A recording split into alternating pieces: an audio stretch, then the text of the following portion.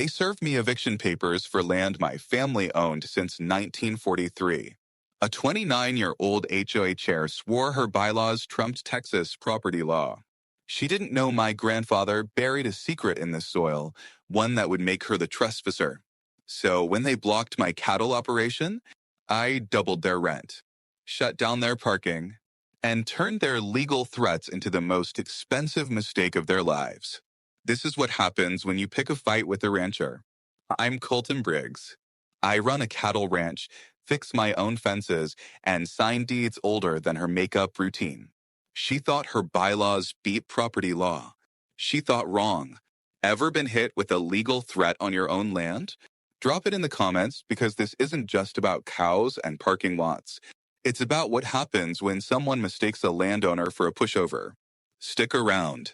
This gets real expensive. My name's Colton Briggs, and I've been working the same 500 acres of Texas dirt that my granddaddy bought back in 1943. We're talking about real ranch land here, not some hobby farm with pretty horses for city folks to Instagram. I've got 200 head of cattle, 3 working barns, and enough hay to feed half the county when drought hits. My granddaddy built this place with his bare hands after coming back from the war, and my daddy expanded it before passing it down to me. This dirt holds my grandfather's blood, sweat, and World War II medals. Every fence post I fix echoes his voice. When they called it a health hazard, they weren't attacking my business, they were spitting on his grave.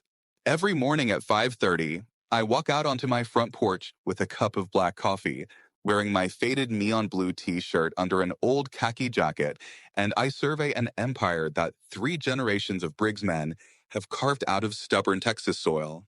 2 years ago, everything changed when developers showed up and built Pinewood Estates about 150 meters from my property line. 47 brand new houses, all painted in approved HOA colors, complete with manicured lawns and mailboxes that match. The kind of place where they measure your grass height and fine you for parking your truck facing the wrong direction. I didn't mind the new neighbors at first. Hell, more people in the area meant more business for the local stores and more tax revenue for better roads. But I should have known that wherever you get a bunch of suburbanites together, you're going to get someone who thinks they're running for mayor of their own little kingdom.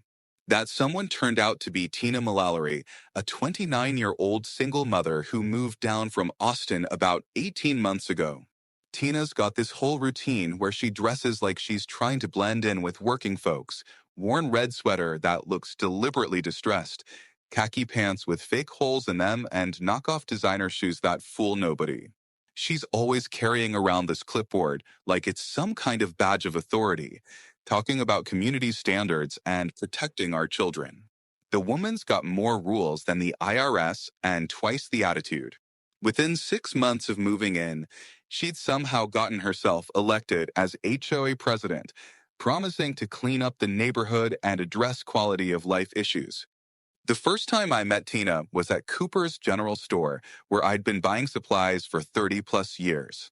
I was loading 50-pound bags of feed into my truck when she approached me with that fake concerned smile that immediately put my guard up. "Excuse me," she said, clutching her ever-present clipboard. "You must be Mr. Briggs from the ranch. I'm Tina Mallory, president of the Pinewood Estates Homeowners Association. I was hoping we could have a little chat about some concerns our residents have been raising." The way she said concerns made it sound like my cattle were personally insulting her family's honor. I set down my feed bag and gave her my full attention. Because in Texas, we're polite even when we can smell trouble coming.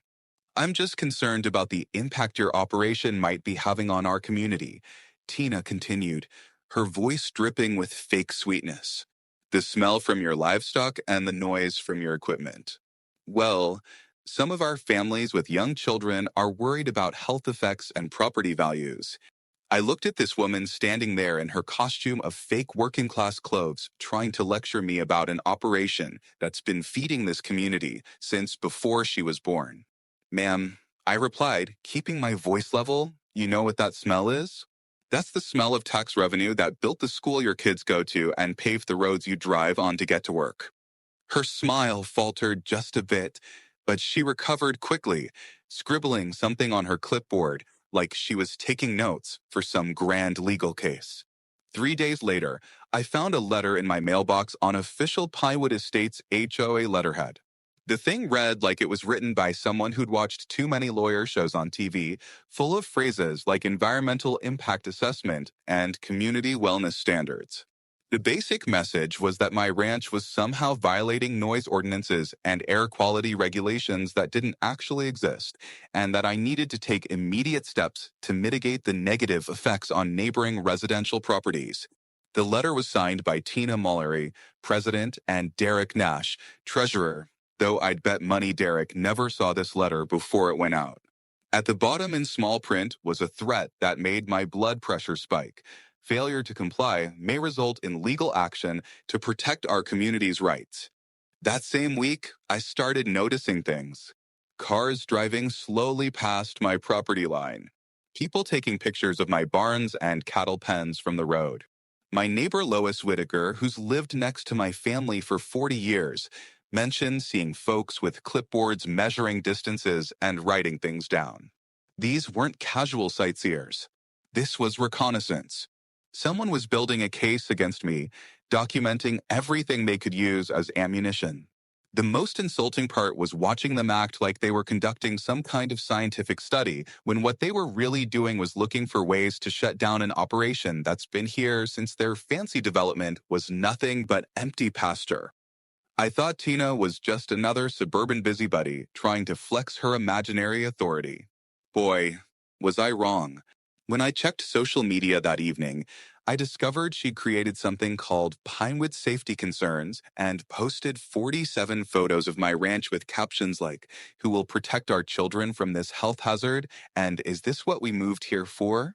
The comments were a mix of manufactured outrage and genuine concern from neighbors who didn't know better.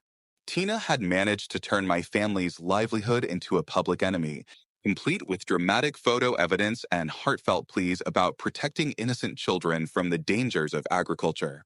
As I sat there reading through post after post of complaints about livestock odors and noise pollution, I realized this wasn't going to be a simple misunderstanding that could be cleared up with a friendly conversation. This was war, and Tina Mullery had just fired the opening shot. I was loading 50-pound feed bags into my truck outside the main barn when I heard car doors slamming by my front gate. 3 people were walking up my driveway with the kind of purposeful stride that meant trouble was coming whether I wanted it or not. Tina Mullery led the group wearing that same red sweater and carrying her clipboard like a battle standard, flanked by Derek Nash and a woman I didn't recognize who looked like she'd rather be anywhere else on earth. They parked their matching white SUVs right in front of my private property sign, which should have been my first clue that they weren't here for a friendly chat about neighborhood barbecues and borrowed lawnmowers.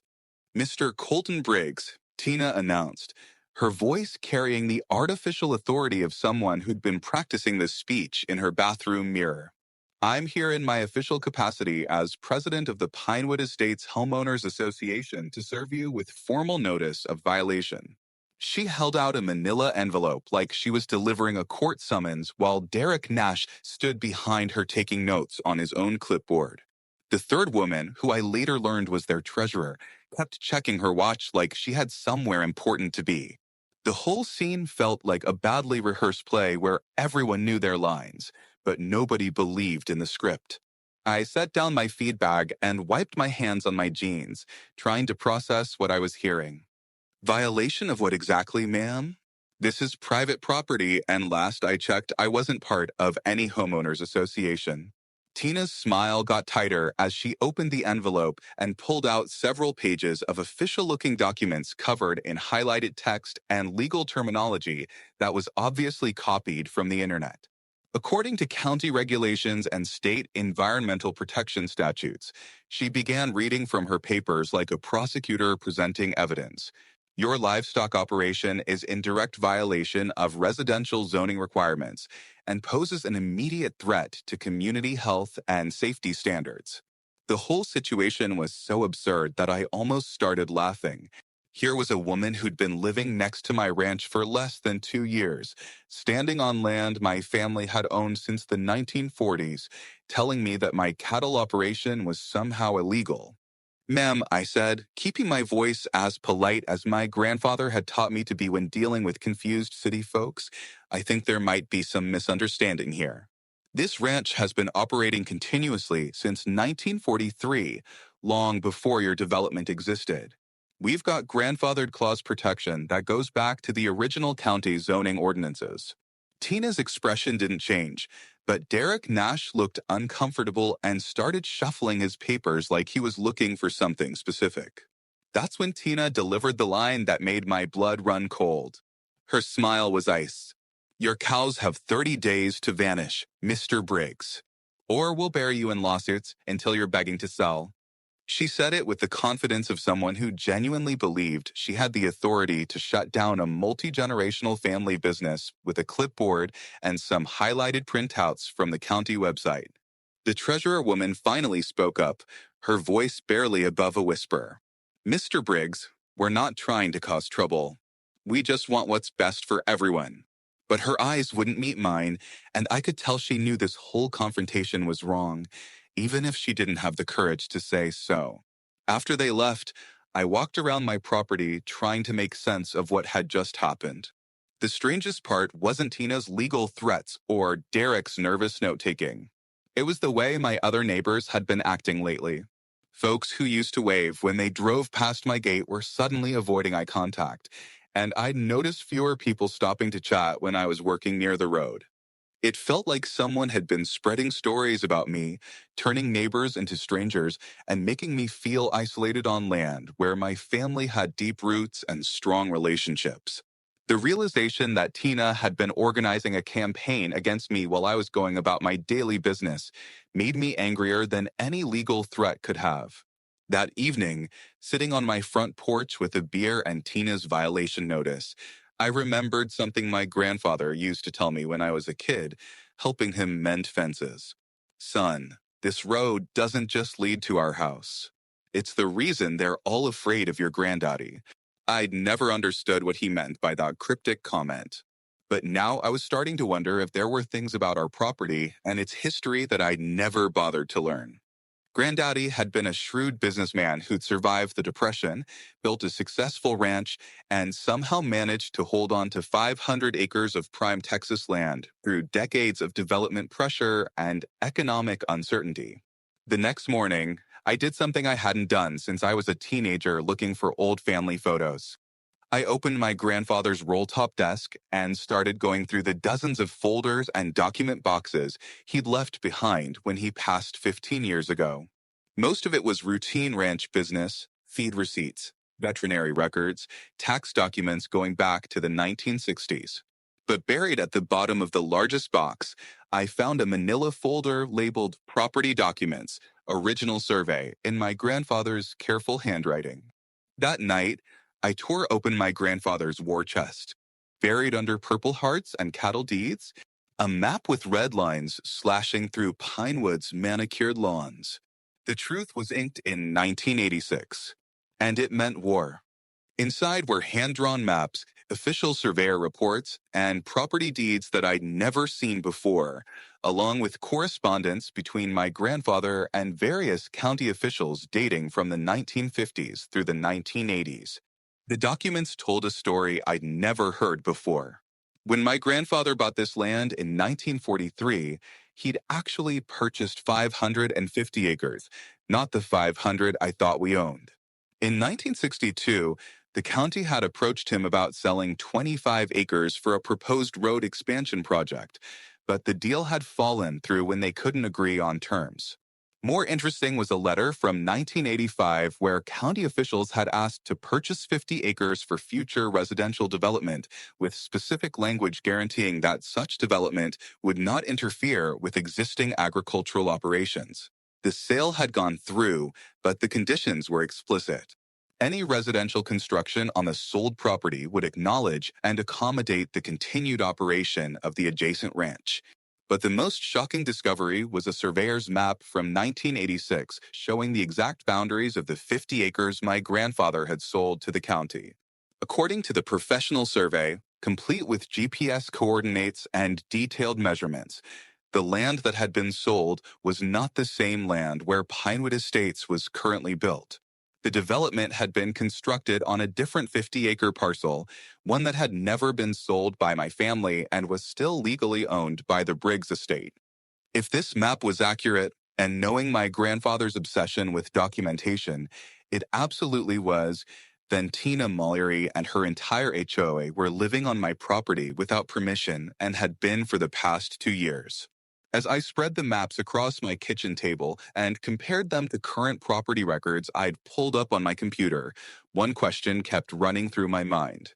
How the hell had the HOA missed this when they were threatening to evict me from my own land? The answer was probably simple.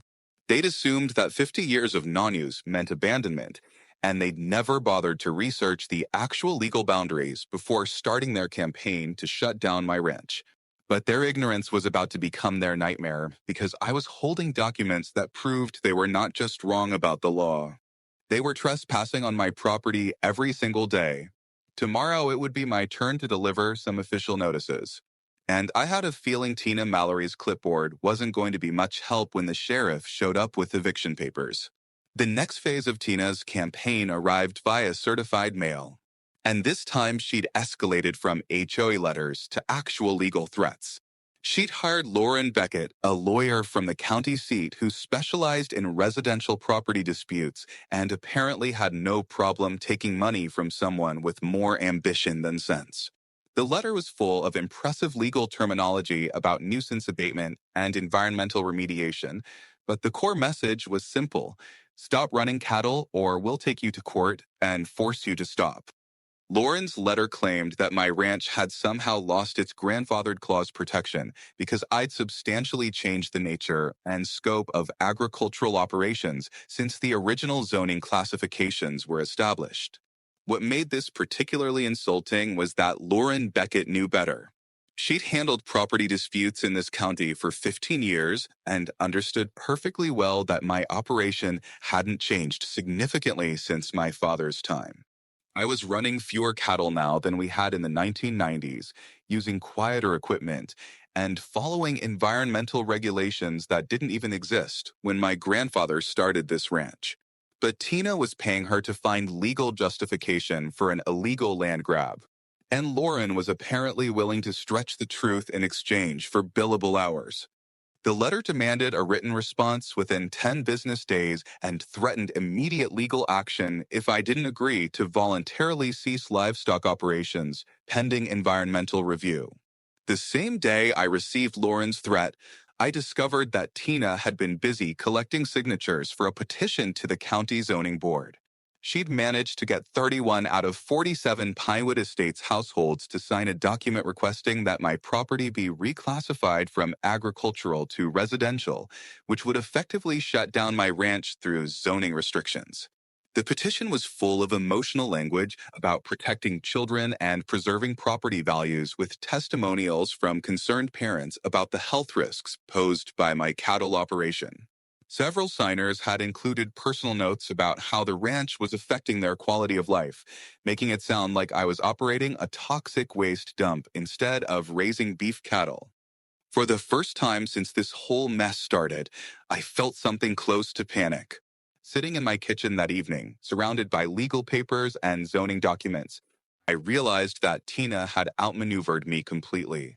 She'd organized the community, hired a lawyer, and built a paper trail that made her look like a concerned citizen protecting her neighborhood from an inconsiderate rancher. Even though her claims were mostly fabricated, she presented them professionally enough to fool people who didn't understand the legal and historical context. If this went to a county hearing, I'd be fighting public opinion as much as I'd be fighting the law, and public opinion was clearly running against me. But then I walked out onto my front porch and saw grandfather's old survey stakes still visible in the moonlight after all these years. And I remembered something he used to tell me: sometimes you have to play the game by their rules, but you better make sure you play it better than they do. Instead of feeling defeated, I started feeling something I hadn't experienced in years. Genuine excitement about a challenge that required both intelligence and patience. Tina Mallory had made the mistake of thinking she was dealing with a simple country boy who'd roll over when faced with legal pressure and community organizing. She was about to learn that this country boy had been dealing with government bureaucrats, livestock markets, and property law longer than she'd been alive.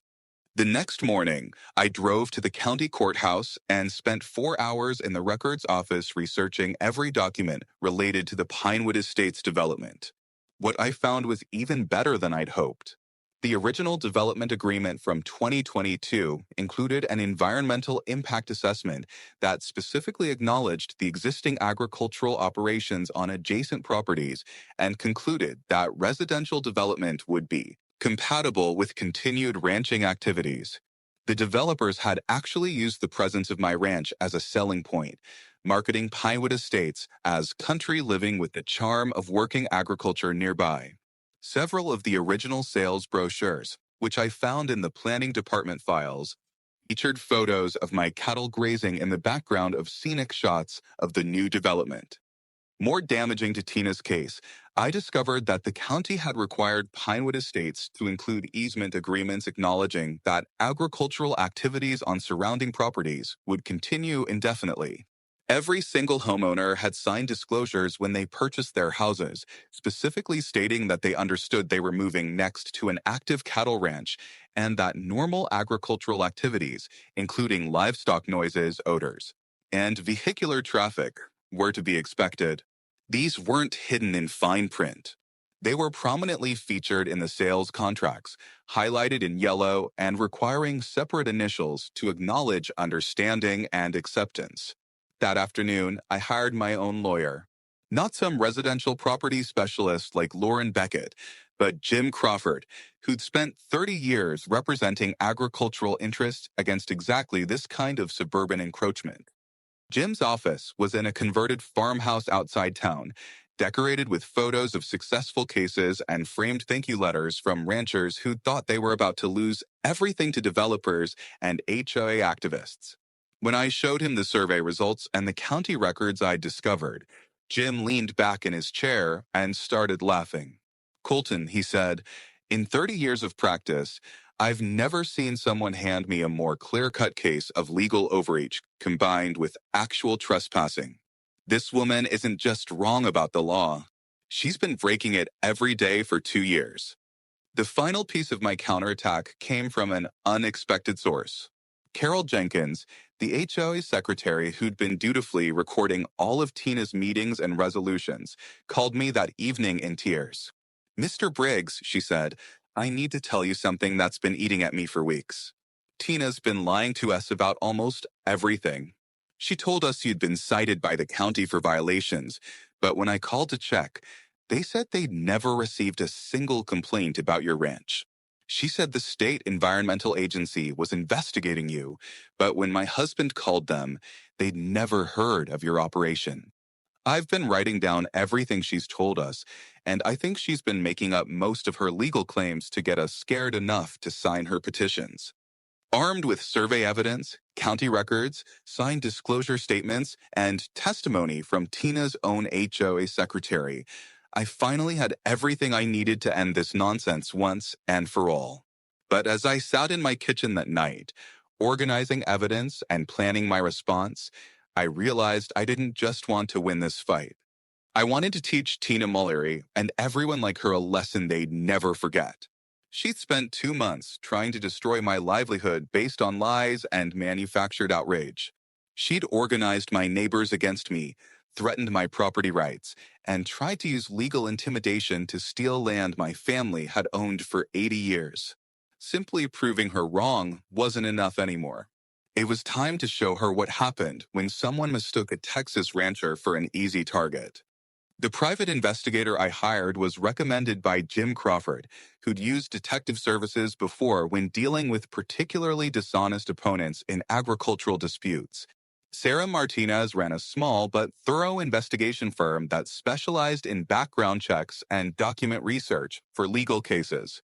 What Sarah discovered about Tina Mallory's history made me realize I wasn't dealing with just an overzealous neighbor, but with someone who had a pattern of creating problems wherever she lived.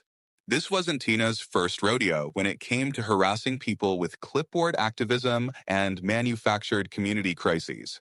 According to Sarah's report, Tina had been involved in serious disputes at two previous HOA communities in Austin, both of which had ended with legal action against her personally.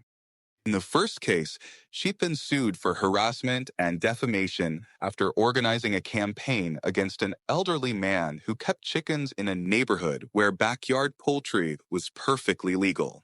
She'd created social media groups, circulated petitions, and even called animal control multiple times with false reports until the city attorney had to intervene and threaten her with criminal charges for filing frivolous complaints. The second case was even worse. She'd been permanently banned from serving in any leadership role in an HOA after using community funds to hire a lawyer for personal disputes that had nothing to do with association business. More interesting was what Sarah discovered about Tina's current financial situation. Despite presenting herself as a concerned single mother just trying to protect her investment in Pinewood Estates, Tina had lied on her mortgage application about her income and employment status. She'd claimed to work as an architectural consultant when applying for her home loan, but she was actually a part-time customer service representative for an insurance company, supplementing her income by selling makeup and supplements through multi-level marketing schemes. Her actual gross income was less than half what she'd reported to the bank. And she was already 3 months behind on her mortgage payments despite living in the house for only 18 months. While I was learning about Tina's history of manufacturing drama, she was apparently getting suspicious about my sudden quiet period and decided to escalate the conflict before I could organize any kind of response. Her next move was brilliant in its audacity and stupid in its execution. She filed a complaint with the county health department, claiming that my ranch was violating food safety regulations and potentially contaminating local water sources. The complaint was detailed enough to trigger an automatic inspection, which meant I'd have to deal with government bureaucrats tramping around my property looking for violations that didn't exist.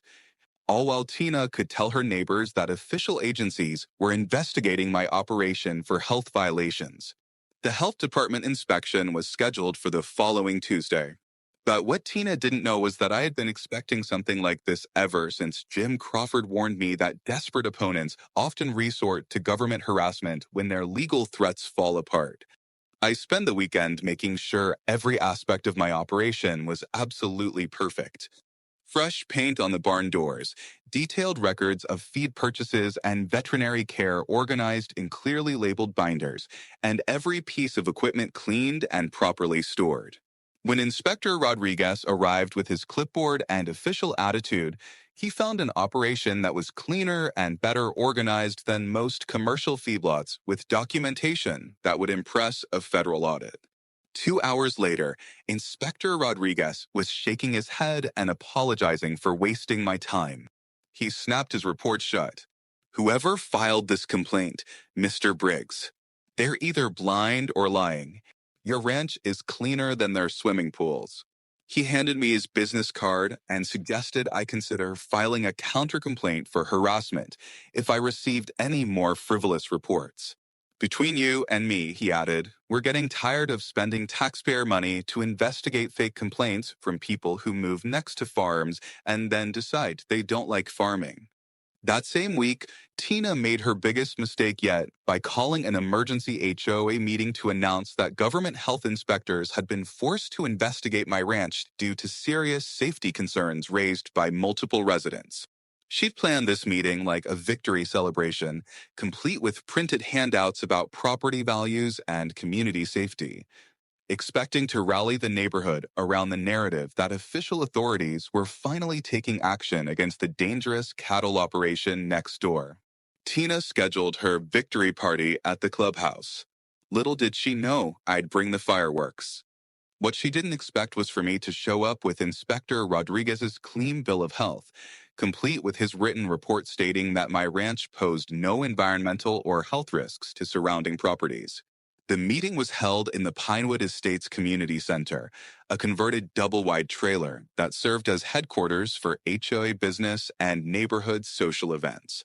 When I walked in wearing my best khaki jacket over that neon blue shirt, carrying a folder full of official documents, the room went completely silent. Tina was standing at the front with her red sweater and clipboard in the middle of explaining how the health department investigation proved that concerned residents had been right all along about the dangers posed by my operation. The look on her face when she saw me was worth every hour of stress she'd put me through over the past 2 months. She knew immediately that something had gone very wrong with her carefully planned narrative. "Good evening, neighbors," I said, walking to the front of the room and setting my folder on the table where Tina had spread out her anti-ranch propaganda. "I'm Colton Briggs, and I understand there's been some concern about my family's ranch operation. I thought you might be interested in seeing the results of the county health inspection that was completed yesterday." I opened my folder and pulled out Inspector Rodriguez's report, reading aloud his conclusion that my ranch exceeds all applicable health and safety standards and poses no risk to surrounding residential properties. The silence in that room was so complete you could have heard a pin drop on the carpet. But I wasn't finished. I pulled out the surveyor's report and spread the official boundary map on the table where everyone could see it. "I also thought you might be interested to know that according to this professional survey completed last week, your parking lot and entrance road are actually built on my property." The gasps and murmurs that rippled through the room told me that this information was news to everyone except Tina, who'd gone pale under her makeup and was gripping her clipboard like a life preserver. "Now, I'm not an unreasonable man," I continued, "but I think it's time we had an honest conversation about property rights, legal boundaries, and what it means to be good neighbors in a community where some folks have been here a lot longer than others."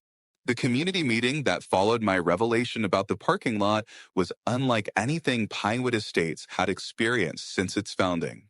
35 residents showed up, which was the largest turnout in the development's history, and the atmosphere was electric with tension and confusion.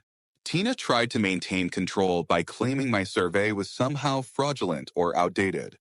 But when I offered to let anyone call the surveyor directly to verify the results, her arguments fell apart faster than a house of cards in a tornado. Carol Jenkins, who'd been Tina's loyal secretary for months, publicly apologized to me and admitted that she'd been recording minutes for meetings where Tina had repeatedly lied about having official support for her anti-ranch campaign. One by one, the residents who had supported Tina's crusade began standing up to confess they'd been misled. Derek Nash admitted he'd signed documents without reading them, trusting Tina's claims about legal authority. Lisa and Mark Porter revealed they'd moved here specifically to live near working agriculture and had been manipulated into believing something had suddenly changed to make the ranch dangerous. 15 families publicly withdrew their signatures from Tina's petition, and another 8 requested copies of their original purchase agreements to verify what they'd actually signed when they bought their homes. The meeting that was supposed to be Tina's victory celebration had turned into her complete public humiliation as neighbor after neighbor acknowledged they'd been fooled by her manufactured crisis. When the meeting ended 2 hours later, Carol Jenkins resigned as HOA secretary and volunteered to help correct the meeting minutes from previous sessions where Tina's claims had been recorded as facts instead of unsupported allegations. Most importantly, the residents voted to suspend all HOA actions related to my ranch, pending a complete review of their legal authority and obligations. Tina was left standing alone at the front of the room, still clutching her clipboard, looking like a general whose army had just deserted en masse. The woman who'd spent months organizing a community uprising had managed to unite the entire neighborhood against herself instead. But I wasn't ready to declare victory just yet. The next morning, I had the surveyor install official survey markers at the exact boundaries of my property, including bright orange posts marking the corners of the parking area that belonged to me. Then I contacted a local sign company and ordered professional private property and no trespassing signs to be installed at every point where Pinewood Estates residents were accessing my land without permission. Finally, I sent certified letters to every household in the development informing them that they'd been parking on private property for 2 years and that I was prepared to negotiate reasonable use agreements for a monthly fee of $400 per family. The reaction was immediate and dramatic. My phone started ringing at 6 o'clock in the morning with calls from panicked residents who suddenly realized they might not be able to park their cars or access their own homes without paying rent to the neighbor they'd been trying to shut down for months. Some were angry, demanding to know how I could hold their parking hostage, but most were apologetic and eager to negotiate. They'd finally understood that the power dynamic they thought existed, suburban homeowners versus isolated rancher, was actually the exact opposite of reality. I held all the cards, and I'd been holding them since the day my grandfather bought this land in 1943. Tina's response was predictably desperate and legally questionable. She hired a new lawyer from Dallas, paying $5,000 upfront for someone who promised to aggressively pursue all available remedies against what she called my extortion scheme. Her new legal representation sent me a letter threatening to file criminal charges for harassment and intimidation of residents and civil charges for interference with property rights and conspiracy to commit fraud. The letter demanded that I immediately remove all signs and survey markers from disputed areas and cease collecting illegal rents from residents who were simply trying to access their own homes. What Tina's expensive new lawyer apparently hadn't bothered to research was the same information I'd found in the county courthouse records. Every Pinewood Estates resident had signed acknowledgments that they were moving next to an active ranch, that agricultural activities would continue indefinitely, and that certain areas around their development were subject to easement agreements and boundary disputes.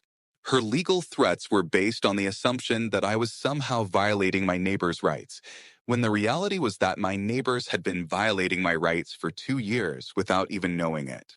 Jim Crawford responded to her lawyer's threats with a polite but firm letter explaining that demanding rent for the use of private property was an extortion. It was basic property law.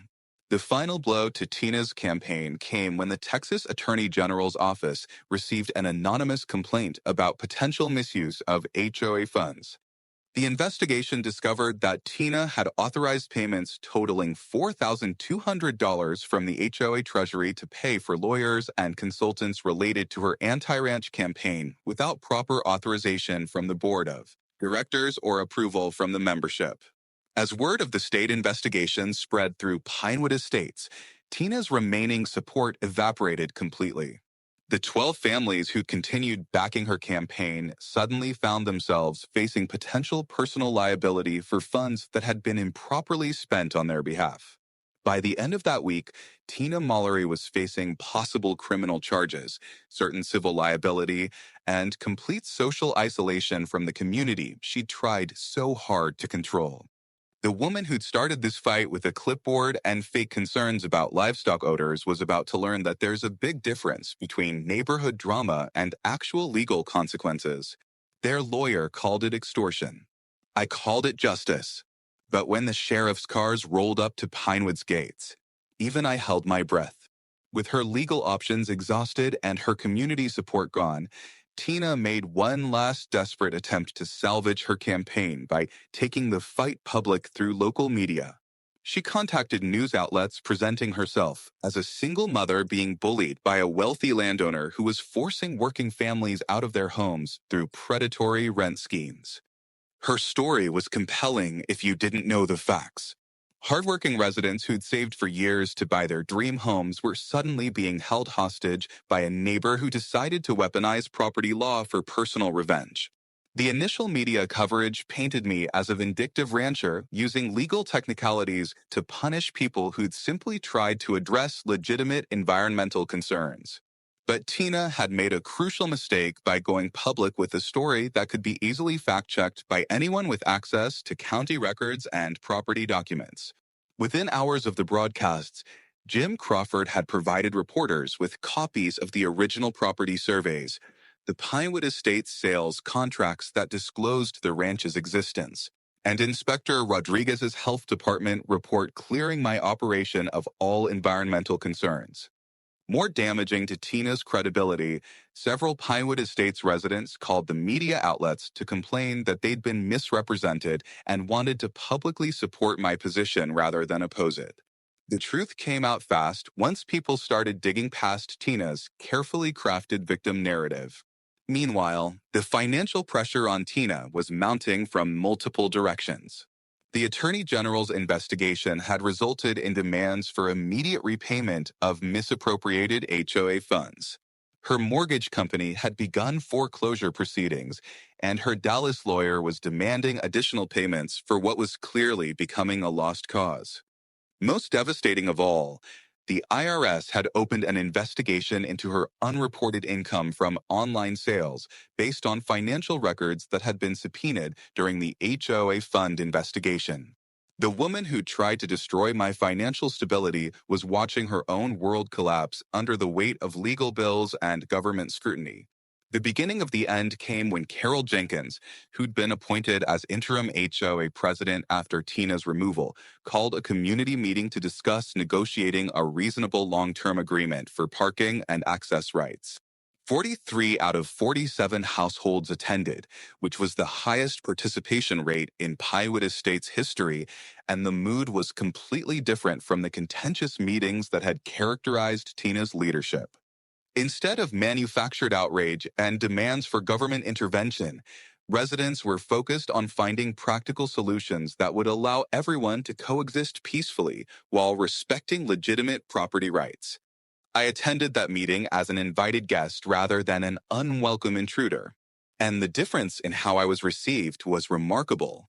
Parents who'd been convinced I was a threat to their children's health were apologizing for believing false information and asking thoughtful questions about ranch operations and agricultural practices.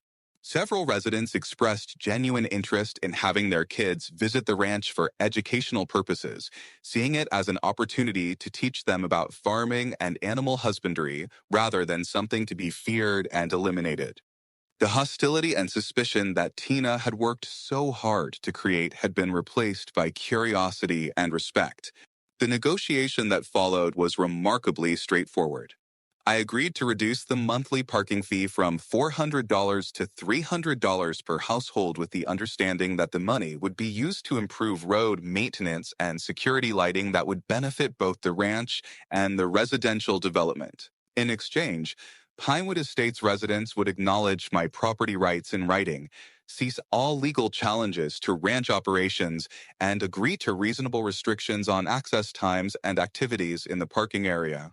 Most importantly, the new agreement included provisions for regular communication between the ranch and HOA to address any future concerns through discussion rather than litigation. 39 families signed the new parking agreement within a week, bringing in over $11,000 per month in revenue that I plan to use for property improvements and community contributions. The 8 families who initially refused to sign eventually changed their minds when they realized they'd have to park on the street and walk several hundred yards to reach their homes. By the end of the month, every household in Pinewood Estates had accepted the new arrangement and acknowledged that it was more reasonable than continuing the legal battles that had already cost the community thousands of dollars in wasted HOA funds and legal fees. Tina Mullery had become a pariah in the community she'd tried so hard to control. Her house went into foreclosure after she failed to negotiate a payment plan with her mortgage company, and she was forced to move back to Austin while dealing with the criminal investigation and civil lawsuits that had resulted from her mismanagement of HOA funds. The woman who'd spent months demanding that I be driven off my own land had ended up driving herself away instead, leaving behind a community that was stronger and more unified than it had been before her divisive leadership. Justice had been served, but the best was yet to come. 6 months after Tina Mullery packed up her red sweater and clipboard for the last time, I received an envelope with no return address containing a brief handwritten note on plain stationery. Mr. Briggs, it read, I want to apologize for everything that happened. I was wrong about your ranch, wrong about the law, and wrong to try to turn your neighbors against you. I hope you can forgive me and that the community can move forward in peace. The note was signed simply Tina, and despite everything she'd put me through, I felt a mixture of satisfaction and sympathy reading those words. She'd learned a hard lesson about the consequences of picking fights you can't win. But at least she'd learned it. The aftermath of Tina's departure had been swift and decisive. She'd been required to pay full restitution for the misused HOA funds, plus penalties, faced significant IRS fines for unreported income, and lost her home to foreclosure. Her plea agreement included a permanent ban from serving in any HOA leadership position in Texas, ensuring that no other community would have to deal with her particular brand of manufactured crisis. But the most satisfying aspect of how everything worked out wasn't Tina's punishment. It was how much better the Pinewood Estates community had become after her removal. Carol Jenkins had been elected as the permanent HOA president, running on a platform of transparency and cooperation that was the exact opposite of Tina's authoritarian approach. Derek Nash had completed a financial management course and was providing monthly reports that actually made sense. The association's meetings had become productive discussions about genuine community issues instead of rallies for manufactured outrage. The monthly parking fees I collected had grown into a significant revenue stream that I used to upgrade shared roads, install better security lighting, and contribute to the county's agricultural education program. More importantly, the relationship between my ranch and the residential development had evolved into something genuinely positive. Several Pinewood Estates families had become regular customers for the grass-fed beef I sold directly from the ranch, and their children visited regularly to help with feeding cattle and learning about animal care. The ranch that Tina had wanted to eliminate had become a valued part of the community's identity, turning what she tried to portray as a dangerous nuisance into an educational opportunity that benefited everyone involved. The legal precedent established by my successful defense of property rights had caught the attention of agricultural advocates throughout Texas, and Jim Crawford had been invited to speak at conferences about strategies for dealing with suburban encroachment on farming operations. The Texas and Southwestern Cattle Raisers Association had published a case study of the Pinewood Estates situation, using it as an example of how proper documentation and patient legal strategy could overcome even well-organized campaigns of harassment. My story had become a cautionary tale for HI activists who thought they could use neighborhood organizing to override property law and agricultural rights. 1 year after the whole mess started, Pinewood Estates held its first annual Ranch Day celebration with families bringing covered dishes for a community barbecue held in the pasture behind my main barn. Kids who'd been taught to fear my cattle were now comfortable enough to help with feeding and grooming while their parents asked thoughtful questions about sustainable agriculture. The event raised money for the county's agricultural education program and strengthened relationships between suburban families and the working ranch that had become an integral part of their community's character. As I stood on my front porch that evening, watching the last of the Pinewood Estates families pack up their picnic supplies and head home, I reflected on how much had changed since Tina Mallory first approached me with her clipboard and fake concerns. The woman who tried to destroy my livelihood had inadvertently created something better than what existed before. A community where suburban families and agricultural operations coexisted with mutual respect. Her attempts to divide us had ultimately brought us together. And her efforts to eliminate the ranch had made it more important to our neighbors' lives than it had ever been before. But the real poetic justice came a year later. The woman who wanted me evicted? She packed her fake designer shoes while neighbors brought casseroles to my porch. Last I heard, she's renting an Austin apartment with HOA rules banning patio grills. You think a clipboard scares a man who wrestles 1,000-pound bulls? The lesson here isn't complicated. When someone tries to intimidate you off your own land, make sure you know exactly where your property lines are and what rights you actually have. When they organize your neighbors against you with manufactured complaints, respond with facts and documentation rather than anger. And when they hire lawyers to threaten you with legal action based on laws that don't exist, hire better lawyers who understand property rights. Most importantly, remember that bullies count on their targets being too intimidated or ignorant to fight back effectively. The moment you prove you're neither, they usually fold faster than a house of cards in a stiff breeze. Sometimes the best defense is a good offense, especially when you're holding all the cards and your opponent doesn't even know what game they're playing. Tina Mallory learned that lesson the hard way, and her expensive education became my profitable victory. In the end, standing up for what's right doesn't just protect your own interests, it protects everyone's rights against those who think they can steamroll over property law with manufactured outrage and clipboard activism. The next time someone tries to tell you what you can and can't do on your own land, remember this story. Because in Texas, we don't just have a saying about not starting fights you can't finish. We also have a saying about what happens when you mess with the wrong rancher. You get the horns and you pay for the privilege.